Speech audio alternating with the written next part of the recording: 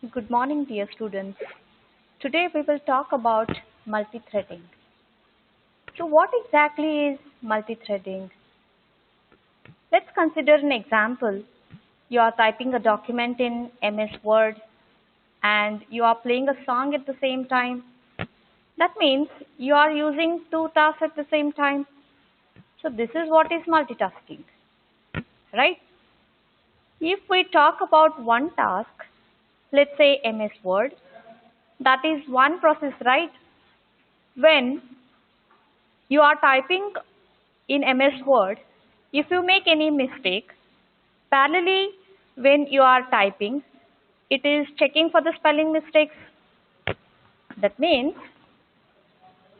inside your MS Word, which is one process,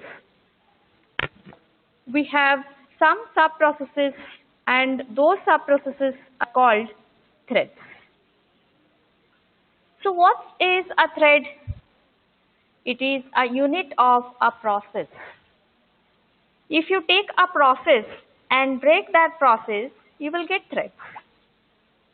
So, what exactly we need threads here? Why exactly we need threads here?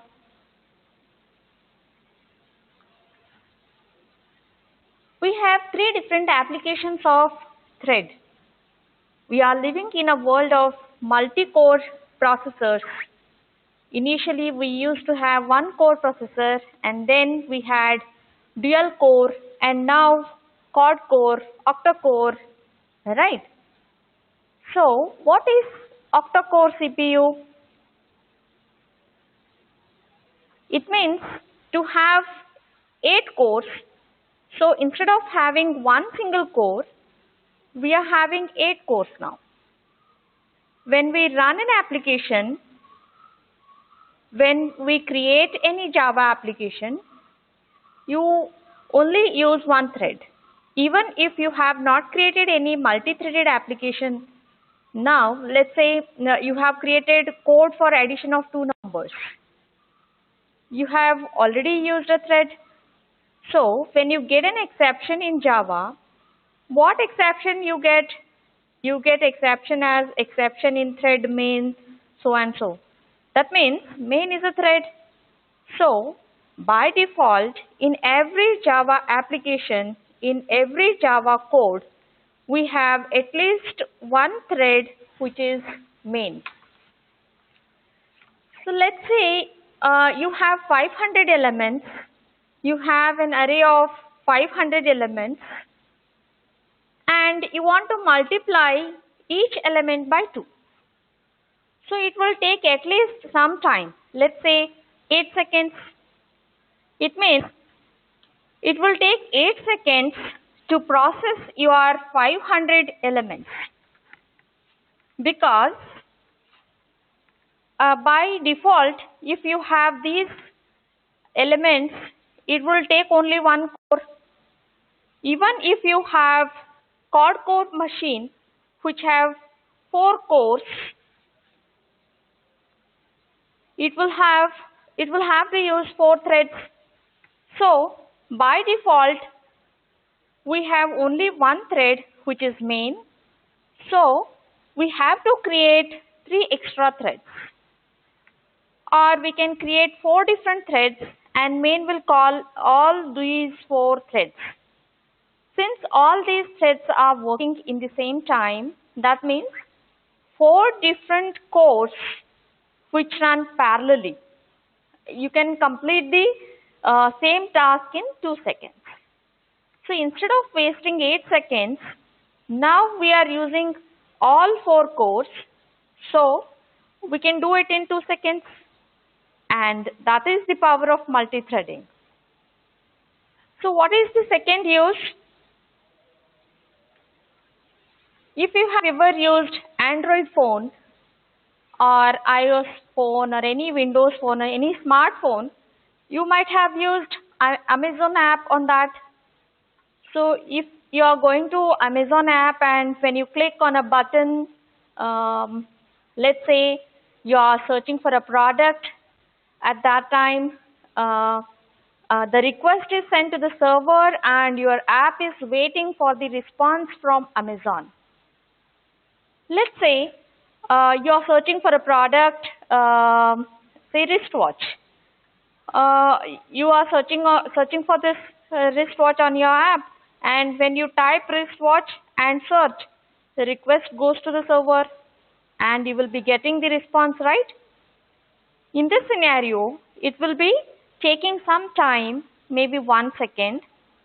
So in that 1 second, your app will be freeze. What you want? You want to use the app. Even if it is in background, it is going for a request. So your main thread will not send the request. It will create a new thread to send the request. Again, we have to use two threads here. One thread is required to interact with the user, and the second thread will be going for a server request.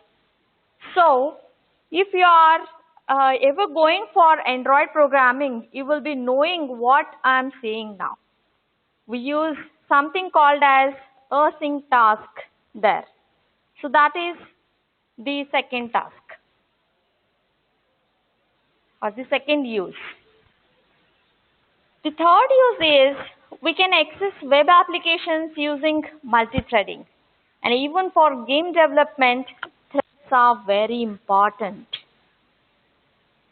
So, a multi-threaded program contains two or more parts that can run concurrently, and each part of such a program is called a thread. And each thread defines a separate path of execution. Therefore, multi-threading is a specialized form of multitasking. There are actually two distinct types of multitasking. One is process-based and the other one is thread-based. Process-based multitasking is the feature that allows your computer to run two or more programs concurrently. For example, process-based multitasking enables you to run the Java compiler at the same time that you are using a text editor. In process-based multitasking, a program is the smallest unit of code that can be dispatched by the scheduler. In a thread-based multitasking environment, the thread is the smallest unit of dispatchable code. So what do you mean by this? That means it's a single program which can perform two or more tasks simultaneously. For instance, a text editor can format text at the same time that it is printing. So it happens, right? So as long as these two actions are being performed by two separate threads, so this is going to run properly. So thus, process-based multitasking deals with the big picture and the thread-based multitasking handles the details.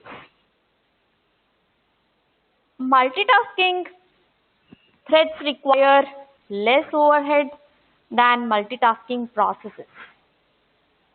Processes are heavyweight tasks and that require their own separate address spaces.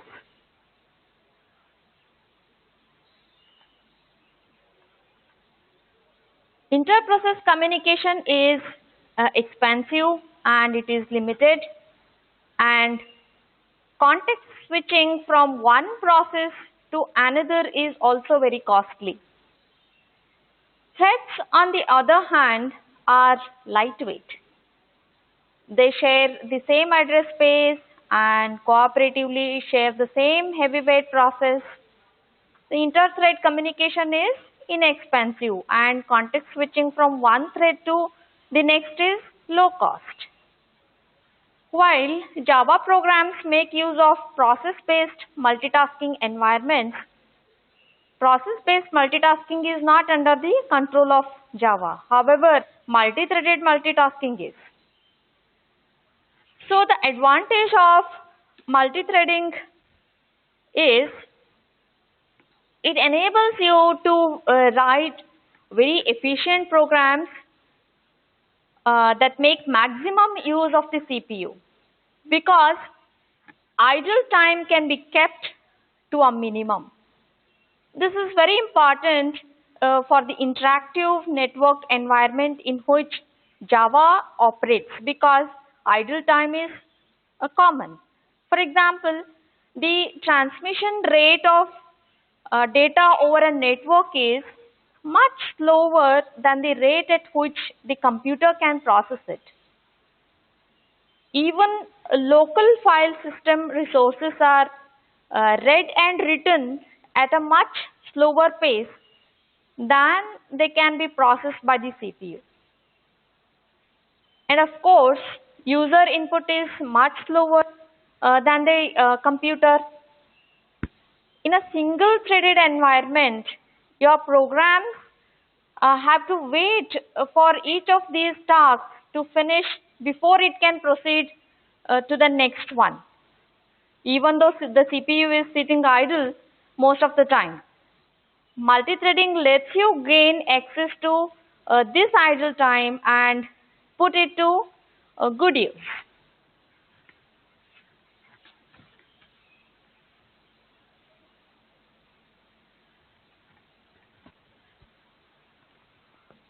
Threads exist in several states. A thread can be running, it can be ready to run as soon as it gets CPU time.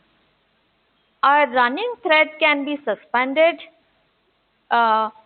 which temporarily suspends its activity. A suspended thread can then be resumed, allowing it to pick up where it left off. A thread can be blocked when waiting for a resource. At any time, a thread can be terminated, which halts its execution immediately. Once terminated, a thread cannot be resumed. The Java thread model can be defined in three sections. That is, thread priorities, synchronization, and messaging.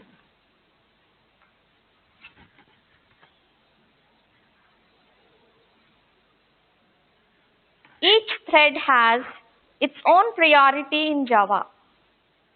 Thread priority is an absolute integer value. The thread priority decides only when a thread switches from one running thread to next. So this is called as context switching. The rules that determine when a context switch takes place are very simple. A thread can voluntarily relinquish control. This is done by explicitly yielding, sleeping, or blocking on pending I/O. In this scenario, all other threads are examined and the highest priority thread that is ready to run is given the CPU. A thread can be preempted by the higher priority thread. In this case, a lower priority thread that does not yield the processor is simply preempted no matter what it is doing by a higher priority thread. So basically, as soon as a higher priority thread wants to run, it does. So this is called preemptive multitasking. In cases where two threads with the same priority are competing for CPU cycles, the situation is a bit complicated because here there is a competition between two threads which have the same priority and they are trying to get the CPU, they are trying to get the access to CPU. So for operating systems such as Windows, threads of equal priority are time sliced automatically in round robin fashion. For other types of operating systems, threads of equal priority must be voluntarily yield control to their peers. If they don't, the other threads will not run.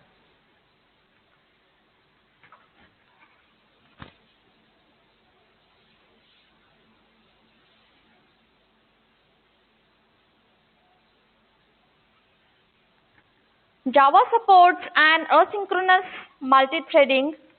Any number of threads can run simultaneously without disturbing other to access individual resources at different instant of time or shareable resources. But sometimes it may be possible that shareable resources are used by at least two threads or more than two threads.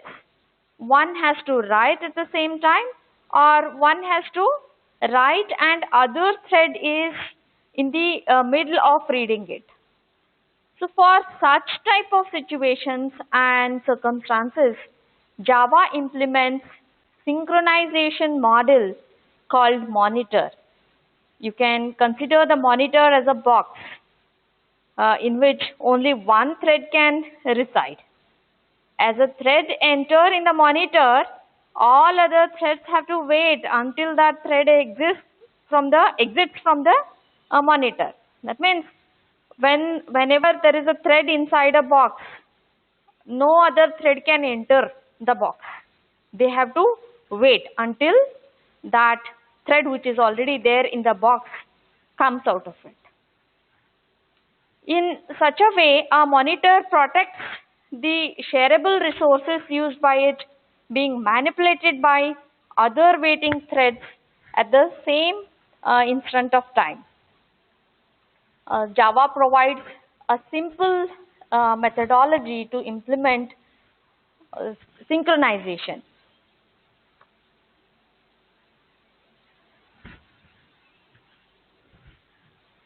So after you divide your program into separate threads, you need to define how they will communicate with each other. When programming with most other languages, you must depend on the operating system to establish communication between threads. This, of course, adds overhead.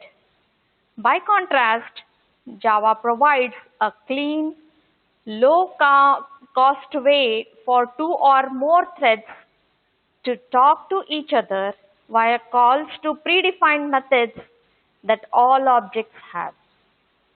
Java's messaging system allows a thread to enter a synchronized method on an object and then wait there until some other thread explicitly notifies it to come out.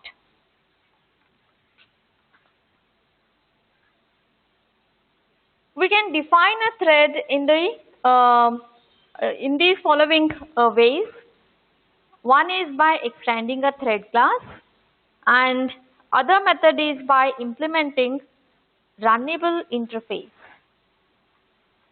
In the first approach, our class always extends thread class. There is no chance of extending any other class. So you remember that in Java we cannot extend more than one class. That means multiple inheritance cannot be achieved using extends keyword in Java, right? For example, let's say we have class A and class B. There are two different classes. And I would like to have a class C that is subclass of A and B. That means I want to inherit something from class A and also from class B. So is it possible to write it as class C extends class A, comma class B? That's not possible, right? So we cannot do that. Then how do we achieve multiple inheritance in Java? We use interfaces, right? So when it comes to interfaces, we can implement any number of interfaces. And even we can extend a class and we can implement any number of interfaces. Right? So that is the advantage if you are defining a thread using the runnable interface. You can extend other classes. If your requirement is such that you have to extend one class and you need to create a thread as well, in such cases you can use runnable interface. That is the simplest way by which you can create a thread. So, in the second approach, while implementing runnable interface, we can extend any other class. So, hence, we are able to use the benefits of inheritance. So, because of these reasons, implementing runnable interface approach is recommended than extending the thread class. So, the significant difference between extending thread class and implementing runnable interface is, when we extend a thread class, we can't extend any other class even if we require, and when we implement runnable, we can save a space for our class to extend any other class in future or now. And when we extend thread class, each of our thread creates unique object and associate with it. When we implement runnable, it shares the same object to multiple threads.